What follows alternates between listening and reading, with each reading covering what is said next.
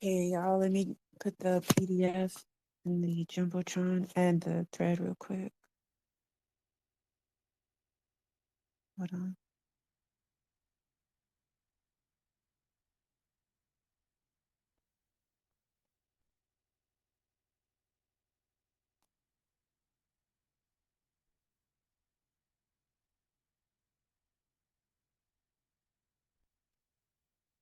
All right, both of them are in there now. I'm gonna go ahead and start reading. This was cultural nationalism, and its chief exponent at the Newark meeting was Ron Karenga, who also was a member of the Continuous Plans Committee. Karenga spoke at a preliminary session and was honorary chairman of one of the workshops. Subsequent to the Newark conference, Karenga, together with Leroy Jones, have become major national spokesmen for Black cultural nationalism. Karenga is leader of a cultural nationalist group in Los Angeles called US, as opposed to them, meaning us. The son of a Baptist minister, he was well on his way to a comfortable slot in the Black middle class before he became a militant after the Watts Rebellion of 1965. He had earned a master's degree in political science from the University of California, and earlier he had been the first Black elected student body president at a junior college in Los Angeles. Karenga founded I keep saying US. Karenga founded US following the Watts uprising. The revolt was the catalyst, he explained, and put a new light on things. A brilliant orator and past master in the use of militant rhetoric, Karenga was described by the Wall Street Journal as typical of many militants who talk looting and burning, but actually are eager to gather influence for quiet bargaining with a predominantly white power structure. So basically, they called him basically an ambulance chaser. Following the assassination of Martin Luther King, Karenga met secretly with Los Angeles Police Chief Thomas Redden, and he played an important part in preventing the outbreak of riots in that city. Just real quick, y'all. So that's not a good thing. So in Robert Allen's writing, he will call out something directly and say, "Oh, this actually was bad, and here's why." Sometimes he'll drop it, assuming the reader knows, and so you'll hear me interrupt and just to like clarify certain things. So in the beginning of this chapter, he describes about the Black bourgeois class and when they see times of unrest, especially if certain things impact them, and of course, things with Black issues do also impact like Black middle class people in different ways. But there are those who choose, right, to co opt movements or position themselves in a way of influence and then use that influence to bargain their way into upward mobility, whether it be social capital or actual currency with jobs, nonprofits, positions on boards, consultation jobs, shit like that.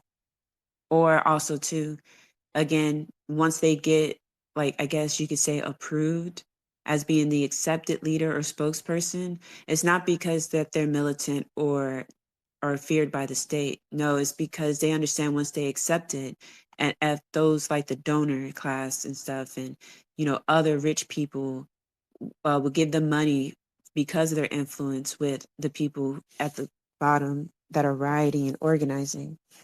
What they'll do is not tell them, but their instructions basically is act as wet blankets. I apologize, y'all. I'm super tired. So I don't have a lot of energy. Let's see. Cultural nationalists place primary emphasis on the development of Black cultural and art forms as a mechanism of Black liberation. Karenga, with whom Jones is in virtually complete agreement, has a theory of the cultural revolution and how this must necessarily precede the political revolution. The revolution being fought now, Karenga maintains, is a revolution to win the minds of our people. If we fail to win this one, we cannot expect to win the violent one. Karenga contends that the main problem of the Black person in America is that he suffers from a lack of culture. We must free ourselves culturally before we free ourselves politically. This leads Karenga quite naturally to conclude that nationalism is a belief that Black people in this country make up a cultural nation. He defines this cultural nation in terms of intangible commonalities, common past, common present, and common future. Black values are also included as part of the Black cultural nation. For Karenga, Culture takes precedence over anything else. He maintains that for Black people, Blackness is their ultimate reality, as the ultimate reality for whites is their whiteness. To his way of thinking, the Black freedom struggle is a fight for the right of self determination, race pride, and the pursuit of Blackness, with heavy emphasis on the latter two elements. Proceeding from this basic premise, Karinga concludes that racist minds created racist institutions. Therefore, you must move against racism, not institutions. For even if you tear down the institution, the same mind will build them again. Economics specifically is not the issue. The international issue is racism, not economics. White people are racist, not just capitalists. Race rules out economics, even if it doesn't wipe it out completely, it minimizes it. Therefore, we conceive of the problem today as a class struggle, but a global struggle against racism. Karinga does not, however, rule out economics altogether. He believes that Black people can only reach a stage of economic force through a cooperative economic system, and that you cannot have political freedom without an economic base. What all of this means concretely is best indicated by the fact that Karinga firmly allied himself with the Black Power conferences and Wright's opportunistic concept of Black nationalism.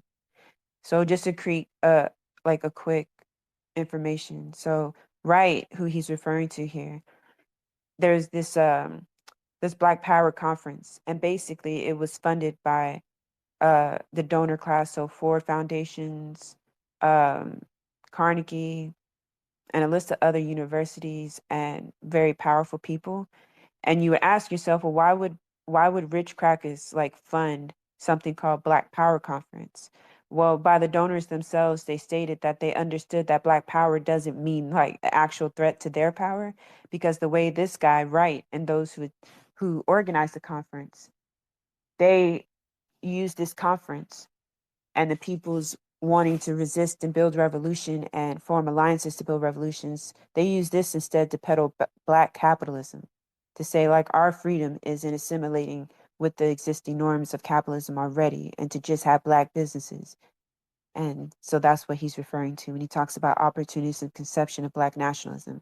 So then Black nationalism was co-opted and rebranded as oh, we could buy our way out of oppression. We just need to put Black faces in high places. That would solve our problem. No dismantling of that system, no confronting the oppressive structures. Basically, it acted as a wet blanket. So he's aligning Karinga, saying that him and Wright, the person who organized the Black Power Conference, are exactly the same ideologically. The cultural nationalism being advocated by Jones and Karinga had several weaknesses when viewed in the light of Black liberation, which it claims to seek. In the first place, in their political and economic program, both Jones and Karinga have allied themselves with the reformist nationalists and placed almost exclusive emphasis on electoral politics. Black-owned small businesses and Buy Black campaigns, some of the problems of this program have already been discussed. Revolutionary nationalists are strongly critical of the cultural nationalist fascination with traditional African culture. The revolutionary nationalists feel that this emphasis on Blackness can be reactionary and might possibly lead to a kind of Black fascism in the United States. Huey Newton, imprisoned Minister of Defense of the Black Panther Party, expressed this when he said, cultural nationalism, or pork chop nationalism, as I sometimes call it, is basically the problem of having the wrong political perspective. It seems to be a reaction instead of responding to political oppression. The cultural nationalists are concerned with returning to the old African culture and thereby regaining their identity and freedom. In other words, they feel that the African culture will automatically bring political freedom. Many times, cultural nationalists fall into line as reactionary nationalists. Papa Doc in Haiti is an excellent example of reactionary nationalism, according to Huey. He oppresses the people, but he does promote the African culture. He is against anything other than Black, which on the surface seems very good, but to him it is only to mislead people. He merely kicked out the racists and replaced them with himself as the oppressor. Many of the nationalists in this country seem to desire the same end. That's the end of the quote from Huey Newton in regards to nationalism. In their fascination with Africa, the cultural nationalists seem to believe that Black culture and art alone will somehow bring about a revolution. Black art initiates a support and supports change, says Ron Karenga.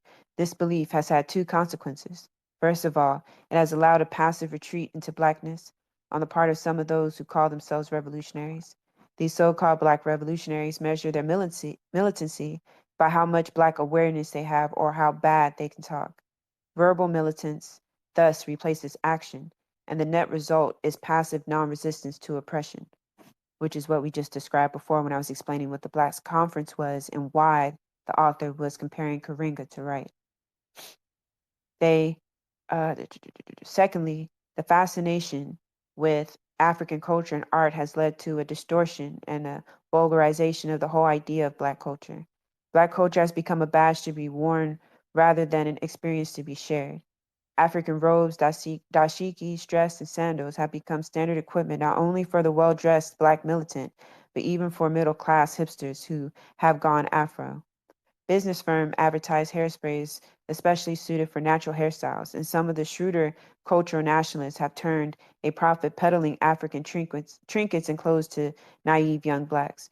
Now, here's where I think his critique falls short because anything under a white supremacist capitalist system is going to get co-opted, and this is just an example of a strategy being co-opted and then turned around and resold to the people and basically turning them into consumers, saying that you can buy revolution, you can buy your identity, or you can be like, a revolutionary activist, TM, just buy this shirt, this outfit, this hat, and this book, like shit like that. But Kwame Ture talks about that and how that didn't only happen with African culture. It happened in all aspects. Even the Black Panthers attire was co-opted and marketed and resold. So yeah, it has nothing to do with embracing Africanness, but everything to do with the system in place. How this activity relates to Black liberation is difficult to understand, except it certainly aids the economic liberation of those who are cashing in on the fad. Exactly. The cultural nationalists are also notorious for their chauvinistic attitude towards Black women. Karenga's conception of the function of Black woman is best expressed in his own words. What makes a woman appealing is femininity, but she can't be feminine without being submissive. The role of the woman is to inspire her man, educate their children, and participate in social development. Equality is false. It's the devil's concept. Our concept is complementary. Complementary means you complete or make perfect that which is imperfect. The man has any right, this man has any right that does not destroy the collective needs of his family. The woman has the two rights of consultation and then separation if she isn't getting what she should get. So Karinga, if no one knows who that motherfucker is a horrible, misogynist, woman beating ass nigga. Like, go look him up in his crimes. But it's funny though. It's because they associate his misogyny and violence towards women, right? And his aligning with white patriarchy with African culture, his embrace of African culture, when we have many examples of people who don't embrace African culture, who position themselves in the movement for power, who were exactly the same. A rapist that comes to mind would be Eldridge Cleaver, who loved surrounding himself with crackers, who thought his liberation was at the proximity to crackers, who later on became a whole Republican, a staunch conservative, far right Republican even at the time. So yeah, I don't know why I'm exhausted reading this. It's just like I feel like we should be a lot further. And today is just one of those hard days where, yeah. Chauvinism is also quite evident in the matter of birth control. Black militants, usually males, have taken a very hard line on this question, vehemently contending that it amounts to genocide. Birth control, they say, is simply the white man's way of controlling non-white populations or decimating some of them, such as blacks in the United States. Again, I have to feel like I have to preface. So there's many natural remedies that Africans used during slavery to abort the babies that they were like forced or tried to get forced to carry, and especially ones that they were having after being raped by crackers. So abortion is not Eurocentric and it's not white owned or even like didn't originate with whiteness. So again, embracing Africanness has nothing to do with just abandoning medicine. Typical of this position was a statement issued that year by a group calling itself the Black Unity Party of Peekskill, New York. The statement called on Black women to spurn birth control pills and contend that in not taking the pill, we must have a new sense of value. When we are producing children, we are aiding the revolution in a form of nation building. And again, that just comes from like when your analysis is short. And I can look back and read their writings and their views and, engage in constructive criticism. But I try to be careful not to sit there and equate their shortcomings with, oh, because they're too Black. That doesn't make any sense to me.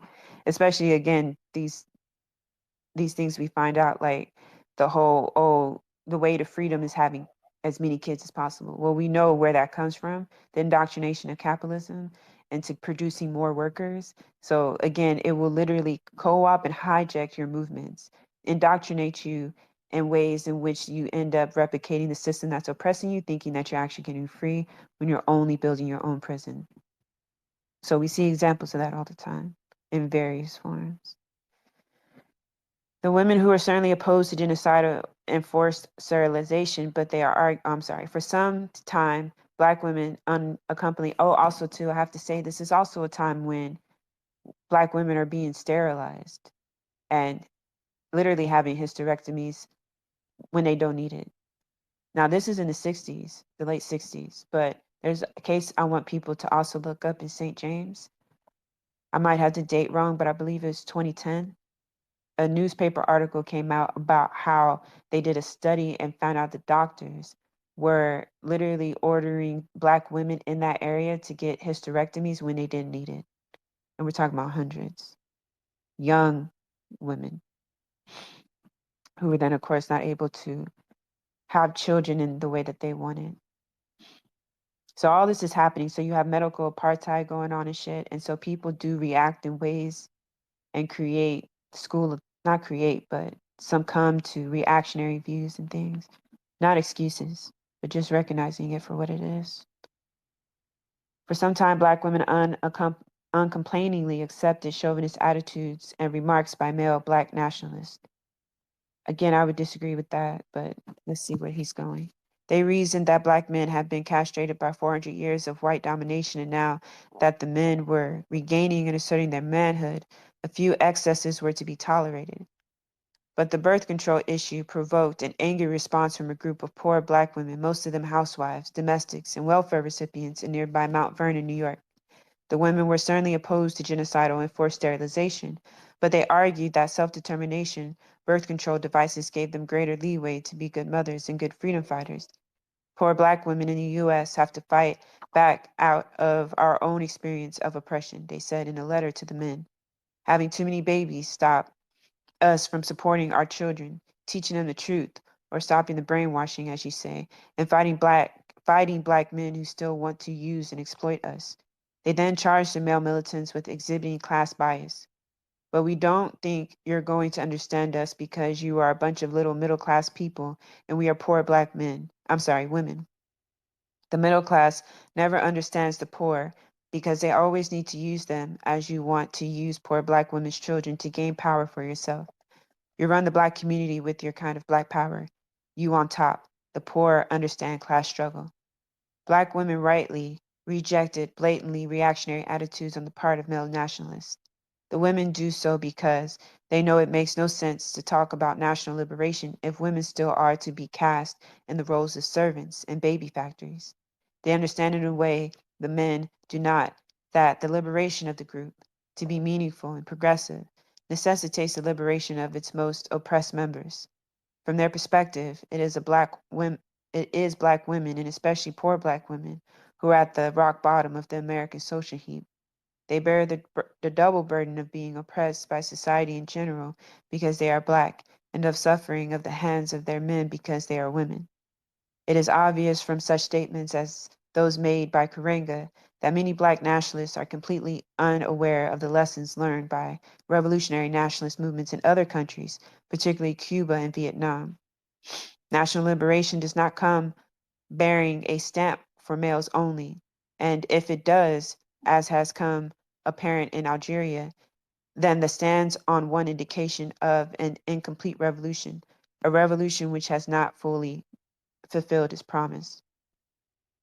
One thing I don't like is how he uses non-black countries as examples of good things, and then black countries as examples is bad. That's a problem, because there are examples of black revolutions that centered black women and talked about the liberation of black women. Cultural nationalism, then, when considered as a separate ideological current, has serious drawbacks. This by no means implies, however, that there is no need for a deepening awareness of black culture and history.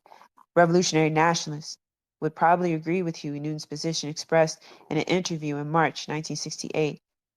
We believe that it's important for us to recognize our origins and to identify with the revolutionary black people of Africa and people of color throughout the world.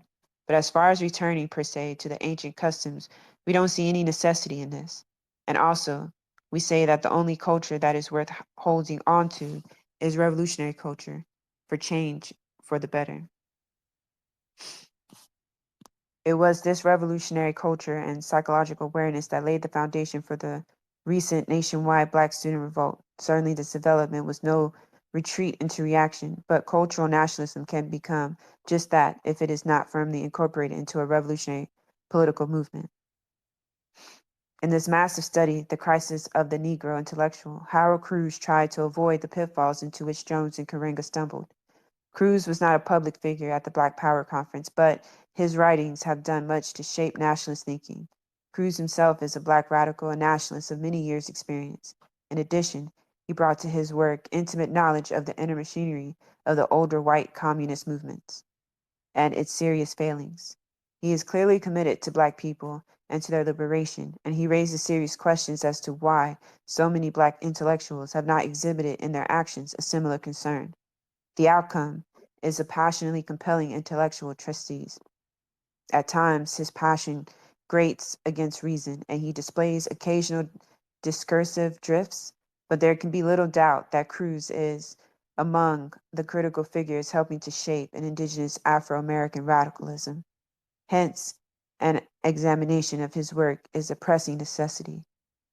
Although he is a nationalist, it's not meaningful to say that Cruz is a cultural nationalist in the same sense in which this term is applied to Jones and Karenga. Cruz is unique. He stands outside the pale of accepted categories to begin with. He does not arrive at his nationalism out of any mystical fascination with Black art and culture. Art and culture are the substance of his concern, but not because of any peculiar power which they exercise over the minds of men. Rather, art and culture are important because of the special role they play in the political and economic matrix of America. Unlike some cultural nationalists, Cruz claims that he does not assign culture a higher priority than politics and economics. Instead, he insists that the three must be carefully fused together in any viable Black radical program. His main criticism of Black intellectuals and the white left is that they have given precedence to politics and economics while playing down or totally discounting the cultural aspect. Cruz postulates his own idea of the Cultural Revolution, and he arrives at his concept using three separate but related arguments. For him, the social reality of America is grounded not solely in class divisions, as the Marxists would have it, but primarily in ethnic groups divisions.